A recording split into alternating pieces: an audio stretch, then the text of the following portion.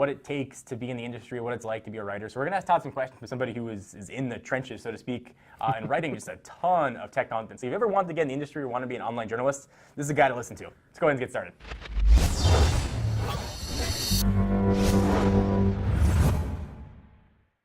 All right, so the first question I think probably on most people's minds who want to get in the industry is, how did you get to where you are? What path should people take who want to be in the online world or in the online consumer electronics world?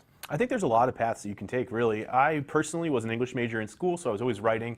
And I knew early on that I wanted to write, and about technology, actually, because when I first went to school, I wanted to be a computer science major, and then sort of slowly gravitated over to an English major. And so, but I always had that passion with computers and phones, and as a hobby, probably like a lot of you out there. And what I did then was apply for internships to make sure that I had a writing career lined up after graduation. And I worked for a number of sites. Maximum PC Magazine was an internship. Ars Technica. I wrote for Gizmodo for like a week, maybe.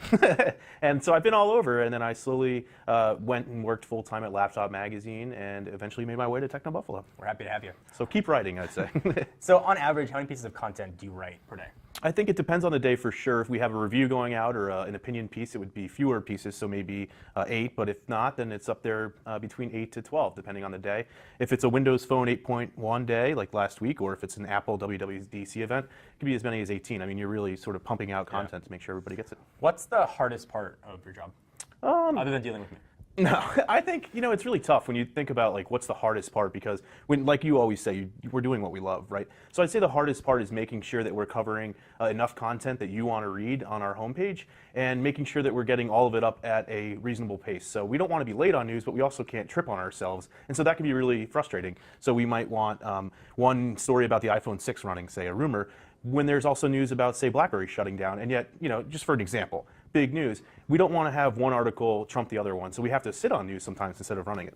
So how do you, and as someone who sort of works, is running mobile as sort of in charge of one of the larger departments within the company, how do you sort of walk that line between like, okay, trying to be first and then trying to be best? Yeah, I think that's really one of the hardest things to do, is you can rush and get something out there quick with just a sentence, which is sometimes valuable because you want to make sure that someone like you out there gets that news first. But if you have an opinion on it, always make sure we follow up with an opinion then. So we might have a one-paragraph story go up to make sure that you get the news, and then a half hour, 45 minutes, an hour later, get something that really analyzes it. So you get both. You get the speed, and then hopefully you get the quality that you're looking for as well. So we learned what the hardest part of the job is. What's the best part of the job? The best part, always playing with the latest toys. And I think at Techno Buffalo, the people that we get to work with every day. We have a chat room that we all talk in. So even though I'm on the East Coast, I talk with these guys here on the West Coast all day long. And I've been working here for 2 years, over 2 years now. And so we've had some lasting relationships and some fun times together. Yeah, playing with gadgets never gets old. I mean, it really does. It's still like, every time I do an unboxing, you guys can't always see my face, but I'm still like, squeak! something new. Let me stop the questions for just 1 second to thank our friends, good peeps at Loot Crate. If you watch Techno Buffalo, you know we love the unboxings, and that's what this is meant for. It's an unboxing of stuff for geeks. It's a subscription box service for geeks, nerds, and gamers that delivers epic items to your door every month for less than $20, including shipping and handling. This week, it was all about Titanfall. We got Titanfall books, we got wristbands, we got t-shirts. I remember I got one when it was Zombie Week, and a picture of an Ewok, and it said Ewoking Dead on it, and it was pretty awesome. Previous crates have included things from Marvel, Nintendo, Blizzard, and more. So if you like geeks and geek culture, this is absolutely the thing to subscribe to. It's something fun.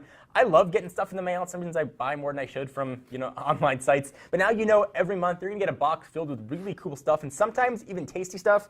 I can't show you, but there was taffy in here that I ate, and it was super, super delicious. So the folks at Loot Crate have a ton of ideas for awesome stuff. But if you have an idea for a future crate, you can tell them. Loot Crate wants the crate to be perfect for the geeks like us. Check them out. Go to lootcrate.com/techno to get 10% off your first order. Again, that's lootcrate.com/techno to get 10% and get stuff, because we all like stuff. Now back to the video. So what advice would you give for people out there that want to get in the industry, or maybe in another career right now, or maybe just getting started in school? What advice can you give them? The best advice I'd say is to keep doing what you really love. And it's so cliche, and we say it here a lot, like do what you love, but I think it's worked out for us, and it's always worked out for me. And I think really, if you want to be a writer, always keep writing. One of the things you need to show somebody is that you can write. So have your own blog. Even if the goal isn't building your own traffic, but just having all those samples up and your own opinions, showing people you can do that. And it really doesn't matter your background. If you're an engineer or you're an English major like I was, it really doesn't matter. Just make sure you're writing. And if somebody can see that you're a strong writer, then somebody like me would eventually hire you, I think. So. Cool. Thank you, man. Thank you. So anyway, I thought this would be interesting to hear sort of from somebody who does a lot of the writing. I don't get a chance to write as nearly as much as I would like to anymore, and Todd's name is littered all over the site. So I thought it'd be kind of cool to sort of hear it from the man himself. Thank you guys for watching. I hope you enjoy. Please give the video a thumbs up. We always appreciate it. And of course, check us out at technobuffalo.com for the latest and greatest tech news from most of the news written by this guy.